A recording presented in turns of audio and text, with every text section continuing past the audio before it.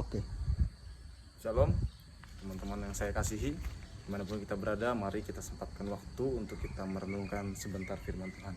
Baik, renungan singkat yang akan saya bawakan pada saat ini adalah dengan tema dipercaya oleh Tuhan. Teman-teman yang dikasihi oleh Tuhan, menjadi hal yang suatu kewajiban bagi semua orang percaya untuk percaya kepada Yesus. Karena apa? Karena pada dasarnya semua orang di dunia ini mereka takut dengan yang namanya kematian. Tetapi Yesus datang untuk memberikan kehidupan. Syaratnya apa? Syaratnya kita percaya kepada Tuhan. Tetapi kalau kita berbicara cuma sekedar percaya, kalau kita baca di dalam Alkitab, iblis pun percaya kepada Yesus dan mereka takut. Tetapi apakah iblis dipercaya oleh Tuhan? Jadi teman-teman yang dikasih oleh Tuhan, melalui tema ini kita sama-sama merenungkan. Selama ini di dalam kita mengiring Tuhan, apakah Tuhan sudah percaya kepada kita? Kalau kita lihat di dalam kitab Ayub, ketika iblis berjumpa dengan Allah, Allah berkata apa kepada iblis? Lihatlah hambaku Ayub. Tiada ada satupun orang engkau dapati seperti Ayub yang begitu saleh dan lurus jalannya. Karena apa? Karena Allah percaya dengan Ayub. Kalau apa? Kalau iblis mencobai Ayub, Ayub tidak akan goyah. Dan Allah meyakini Ayub. Allah percaya kepada Ayub. Kalau saya aplikasikan dalam kehidupan kita, bagaimana ketika pencobaan datang kepada kita? Apakah kita sudah menjadi orang yang dipercaya oleh Allah ketika sesuatu datang mencobai kita? Apakah kita jatuh? Apakah kita tidak dipercaya oleh Allah? Jadi mari kita sama-sama renungkan.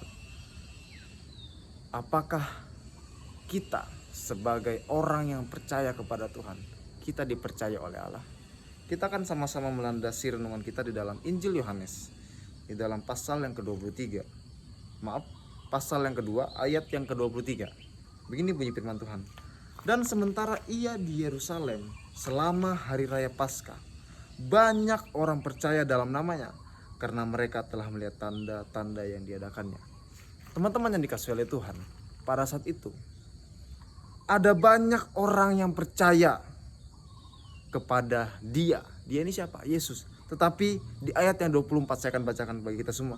Tetapi Yesus sendiri tidak mempercaya dirinya kepada mereka, karena ia mengenal mereka semua. Jadi kalau kita melihat, ini suatu hal yang ironi. Karena apa? Karena ketika Yesus menampakkan dirinya di tengah-tengah umatnya, Yesus memberikan tanda. Tetapi ketika mereka percaya, Alkitab mencatat apa? Yesus tidak mau mempercayakan dirinya kepada mereka. Kenapa? Karena mereka telah dikenal oleh Yesus itu sendiri.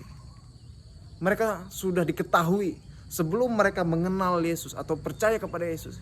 Yesus telah mengenal mereka. Mereka itu orangnya seperti apa? Jadi apa sebenarnya yang terjadi pada saat itu sehingga orang-orang Israel, orang-orang yang berada di Yerusalem, mereka tidak dipercaya oleh Tuhan?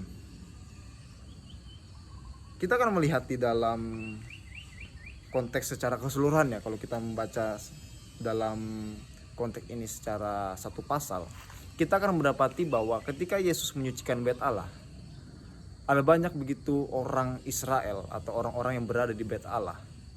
Ketika Allah merombak bait Allah, mereka berkata apa kepada Yesus? Apa hakmu merombak bait Allah ini? Berikan kami tanda. Tetapi apa tanda yang diberikan oleh Yesus?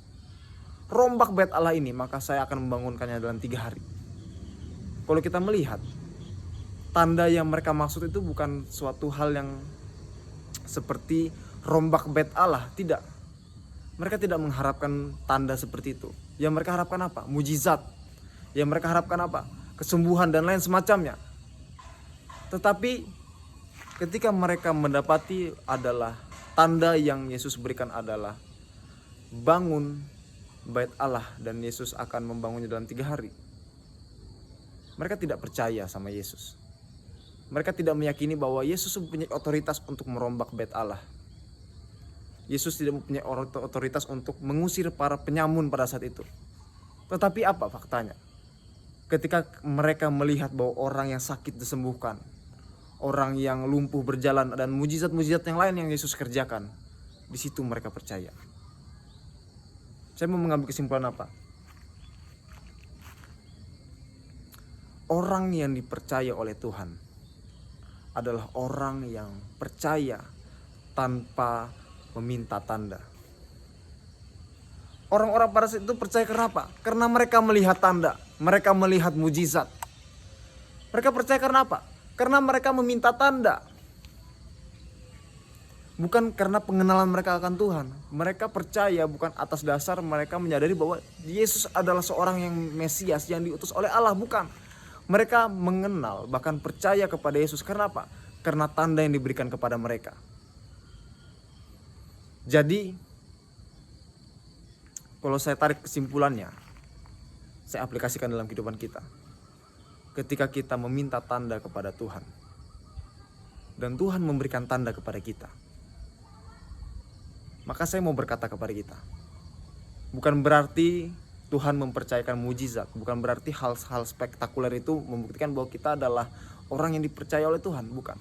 Tetapi dalam konteks ini, ketika bangsa Israel mendapatkan mujizat yang daripada Tuhan, Allah berkata apa? Ia enggan mempercayakan dirinya, karena sesungguhnya Tuhan tahu bagaimana tabiat mereka. Jadi, kalau kita menjadi orang percaya pada akhir-akhir ini, kita hanya mengenal Yesus sebagai pembuat mujizat. Kita hanya mengenal Yesus sebatas orang yang melakukan mujizat yang kita inginkan. Ketika kita meminta tanda, Tuhan memberikan. Saya mau berkata, sesungguhnya kita adalah orang-orang yang tidak dipercaya oleh Tuhan. Kita bukanlah orang-orang yang berkenan di hadapan Tuhan. Jadi,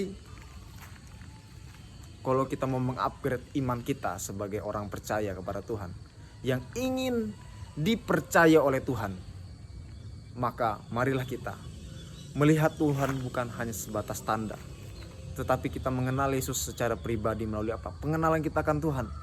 Kita percaya kepada Tuhan bukan karena mujizatnya. Kita percaya kepada Tuhan bukan karena apa yang Yesus lakukan kepada kita, tetapi karena apa? Karena kita mengasihi Dia. Jadi, iman kita, pengenalan kita akan Tuhan bukan didasari oleh suatu tanda.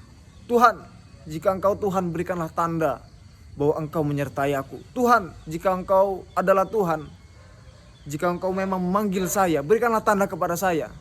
Ya, Tuhan memberikan tanda. Tetapi Yesus berkata apa? Saya tidak mempercayakan diri saya kepada Anda. Kenapa? Saya mengenal dirimu. Saya mengenal tabiatmu. Itu kata Yesus. Jadi, mari di dalam renungan singkat ini kita mengevaluasi iman kita akhir-akhir ini. Bagaimana pengenalan kita akan Tuhan? Apakah pengenalan kita akan Tuhan hanya sebatas tanda, atau karena memang kita mengasihi Tuhan? Saya Paul Johan Lukas. Tuhan Yesus memberkati.